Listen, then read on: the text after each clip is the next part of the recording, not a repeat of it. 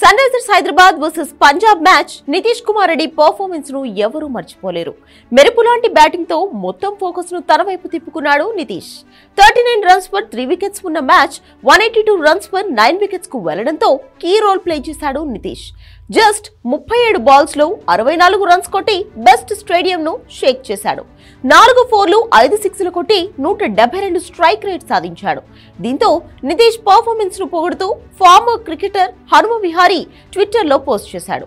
Hyderabad team కు నితీష్ దొరకడం ఓ అదృష్టం అంటూ రాసుకొచ్చాడు. అయితే ఇక్కడ విషయం నితీష్ బ్యాటింగో లేక హనుమ విహారీ ట్వీటో కాదు. 2018లో నితీష్ ఫేస్బుక్ లో పోస్ట్ చేసిన ఓ స్టోరీ.